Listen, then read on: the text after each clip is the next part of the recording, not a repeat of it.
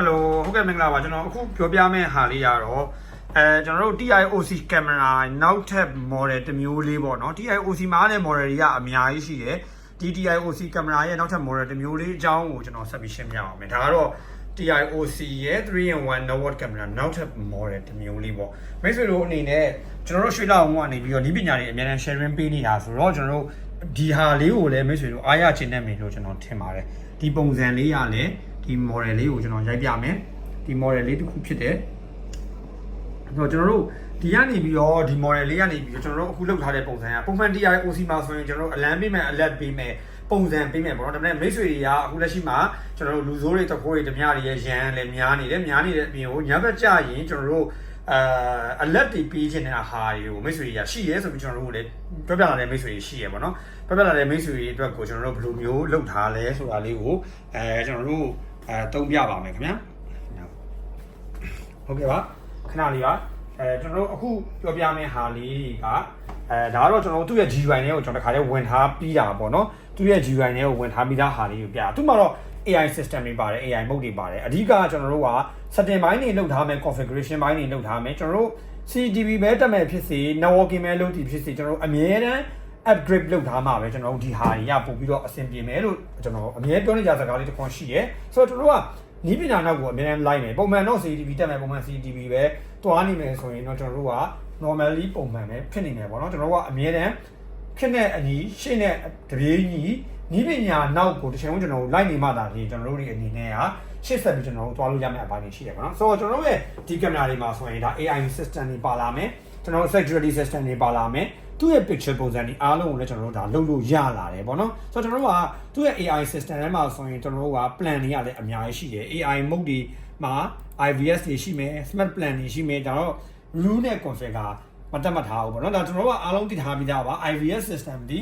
ကျွန်တော်တို့ကဘာရှိမလဲ IVS system မှာဆိုရင်ကျွန်တော်တို့က trip wire ရှိမယ်ဆိုတော့ကျွန်တော်တို့ဒီသူနဲ့ပတ်သက်တဲ့ဒီကျွန်တော်တို့နယ်မြေပိုင်းခြားတက်မှတ်ပေးပြီးတော့အဝင်ထွက်နဲ့ပတ်သက်တဲ့ဟာရှိမယ်ဒါပေမဲ့ကျွန်တော်တို့ကဒီဟာကိုကြတော့နယ်မြေပိုင်းခြားမတက်မှတ်ပေးလိုက်ဘူးမတက်မှတ်ဖဲနဲ့ကျွန်တော်တို့ပုံစံတစ်မျိုးကိုကျွန်တော်တို့ဘယ်လိုသွားမလဲဒီဟာလေးကိုကျွန်တော်ဆက်ပြီးတော့ကြည့်ကြရအောင်ဆိုတော့ကျွန်တော်တို့ကဒီမှာဆိုရင်ကျွန်တော်တို့ကကင်မရာရဲ့ပုံစံကိုသွားထားတယ်ဒီကင်မရာက format ကင်မရာဖြစ်တယ်ဆိုတော့ format ကင်မရာမှာကျွန်တော်တို့က format resolution အပြည့်အဝကိုကျွန်တော်တို့သွားပြီးထားရတယ်ကျွန်တော်တို့ရှိနေမယ်ဆိုတော့ကျွန်တော်တို့က smooth ကိုကျွန်တော်ကအရန်လုံးဝသွားထားမယ်တော့ကျွန်တော်က sub screen နဲ့ main screen ကိုကျွန်တော်ဖွင့်ပေးထားတယ်ခုတ်ထက်ကိုတော့ AI ခုတ်ထက်ကိုသွားမယ်ဟုတ် Tioc ကင်မရာကိုသုံးမယ်ဆိုရင် Tioc ကင်မရာကသူ့ရဲ့ပုံစံကကြည့်မယ်ဆိုရင်အမြဲတမ်းသူဒီအထဲမှာ SD card ထည့်လို့ရမယ်ပြီးတော့ကျွန်တော်တို့ကတီးတဲ့ stand လုံးနဲ့သူကရက်တည်လို့ရမယ်ဆိုတော့ကျွန်တော်တို့အနေနဲ့ဒီလိုကင်မရာတစ်ခုလေးနဲ့လည်း network ပေးပြီးတော့ကျွန်တော်တို့ကတုံလို့ရတယ်ပေါ့နော်ဆိုတော့ကျွန်တော်တို့ကဒါ encode system မှာဆိုရင်လည်းကျွန်တော်တို့ကဒါ market တွေလုံးဝမပေးတော့ဘူး privacy market တွေလုံးဝမပေးတော့ဘူးကျွန်တော်တို့ဒီနေရာမှာကျွန်တော်ထုတ်ချထားလိုက်မယ်ဆိုတော့ကျွန်တော်တို့ဒီမှာလည်းအတန်စနစ်ကိုဆိုရင်လည်းကျွန်တော်တို့ကဒီမှာအတန်စနစ်ကိုတော့ကျွန်တော် microphone ကနေပြီးတော့ mic ကနေပြီးတော့ကျွန်တော်စကားပြောပြသွားပြီကျွန်တော်ရဲ့အတန်ကိုကျွန်တော်တွင်းထားပွားပြီဒီမှာကျွန်တော်ရဲ့ alarm တုံးလေးကိုကျွန်တော်စိတ်ကန်းတာ street ကဲကျွန်တော်ရဲ့ alarm တုံးလေးအတန် system ကိုပေးထားတယ်သူရဲ့အတန် system ရတော့အများကြီးပါတယ်ဒါပေမဲ့ကျွန်တော်ရဲ့အတန်လေးနဲ့ကျွန်တော် alert ပေးထားတာရှိတယ်အများစုက alert ကိုသိချင်တယ်ဆိုရင် alarm တုံးရဲ့နေရာမှာ app ကိုလုပ်ပြီးတော့ကျွန်တော်တို့ဒီမှာ record လုပ်ပြီးတော့လုပ်လို့ရတယ်ဒါပေမဲ့အဲ့လိုမျိုးလုပ်လို့မရဘူးဆိုတော့ app လုပ်ကနေတွားလိုက်ပါပေါ့နော်ဆိုတော့အများကြီးရမယ်လို့တော့ကျွန်တော်တို့မပြောလို့ဘူး app လုပ်ကနေတွားလိုက်ပါကျွန်တော်တို့ app လုပ်ကနေတွားထားပေးတယ်ပို့ပြီးတော့ကျွန်တော်လိုချင်တဲ့အတန်မျိုးကိုလိုချင်တာကိုညှိပြီးမှကျွန်တော် app လုပ်ကတွားထားတယ်ပေါ့နော်ဆိုတော့ဒါလေးကတစ်ပိုင်းမှာဆိုတော့ကျွန်တော်တို့အခုတွားထားတာဆိုတော့ကျွန်တော်က detection စနစ်ကတွားတယ်အဲ့တော့မမေ့နဲ့ event မှာအမြဲရှိတယ် event မှာရှိတယ်ကျွန်တော်တွားထားတဲ့အရာတွေအားလုံးက motion detection ကနေပြီးတော့ကျွန်တော်အားလုံးကိုအရာအားလုံးကိုကျွန်တော်တွားထားတယ်ကျွန်တော်ရဲ့အတန်စနစ်တွေကိုကျွန်တော်သုံးထားတယ် video tampering တွေရောကျွန်တော်လုံးဝမသုံးထားဘူးဒီနေရာမှာ screen ကိုလည်းကျွန်တော်ဒီနေရာကိုဘာမှကျွန်တော်မသုံးထားဘူးအားလုံးကိုကျွန်တော်က disable တွေကျွန်တော်လုပ်ထားတယ်ပေါ့နော်အဓိကကျွန်တော် motion detection တစ်မျိုးနဲ့ကျွန်တော်ကစားထားပြီးတော့ကျွန်တော်ဒီဟာကိုလုပ်ထားတယ်ကျွန်တော် audio detection မှာလည်းကျွန်တော် trade through audio detection နဲ့မှာကစားထားဘူး smart detection မှာတော့ကျွန်တော်ဒါတစ်ခုကစားထားတယ်ပေါ့ကျွန်တော် human ကျွန်တော်ရဲ့အိမ်တကား channel ကားနာကိုကတ်လာခဲ့တဲ့အခါကျရင်ကျွန်တော် human လူကတ်လာနဲ့ကျွန်တော်အလံပေးမဲ့ပုံစံမျိုးကိုကျွန်တော်ပေးထားတယ်ပေါ့နော်ဟုတ်ပြီကျွန်တော်ဒါလေးကိုပဲဆက် share ရအောင်မယ်ပို့ပြီးထူးတဲ့နာ warning alarm ပေါ့နော်ကျွန်တော်ဒါကိုပေးမဲ့တို့ဒီနားနေထွက်ခွာသွားမဲ့ warning alarm ပါမယ် alert system ပါမယ်ဒီနေရာကိုဒီအဓိကဒီနေရာမှာဘာတွေကိုသုံးပါလဲဆိုရင်ကျွန်တော်တို့က park ဒီပန်းချန်တွေမှာသုံးလို့ရမယ်နောက်ပြီးတော့ကျွန်တော်တို့တွေအနေနဲ့ကျွန်တော်တို့ကွန်ဒိုတွေဆေးရုံတွေကားပါကင်တွေကားတက်လာတဲ့အခါကျရင် alert ပေးမယ် alarm ပေးမယ် ရှေ့ကကားစီးလာနေနောက်ကကားစီးလာတော့လမ်းပြီးကြည့်တဲ့ခါကျရင် parking area တွေမှာကျွန်တော်တို့အလက်တွေပေးမယ်ကျွန်တော်တို့ကဝင်ပေါက်တကားတွေ gate တကားတွေမှာကျွန်တော်တို့ဒါတွေပေးမယ်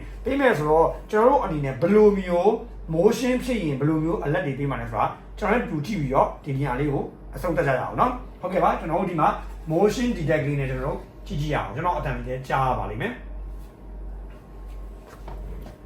ဒါမှလည်းရှိရမယ် motion detect မိတ်ဆွေကို CCTV မှာမှတ်တမ်းတင်နေပါပြီအဲ့တော့ကျွန်တော်ဒီနေရာမှာဆိုရင်ဒီမှာ alert ပေးပါမယ်ညဘက်မှောင်ရင်ဒီမှာ one light ပေါ်လာမယ်ကျွန်တော်ရဲ့အတန်လေးကမိတ်ဆွေကို CCTV ရနေပြီးတော့မှတ်တမ်းတင်နေပါပြီဆိုပြီးတော့ကျွန်တော်ရဲ့အတန်လေးကပေးထားပါတယ်ဆိုတော့ကျွန်တော်တို့ဒီမှာ alert system လေးကျွန်တော်တို့ပွားမယ်ပေါ့နော်ဆိုတော့ကျွန်တော်ကအတန်ကို9ချိန်ပေးထားတယ်ပေါ့နော်အတန်ကို9ချိန်ပေးထားတယ်ပေါ့နော်9ချိန်ပြီးသွားပြီသူ့ရဲ့ alarm ကကြတော့ကျွန်တော်တို့ဒီနေရာမှာဆိုရင် alarm warning ကိုကြတော့သူနဲ့အတန်နဲ့တပြေးညီမှာ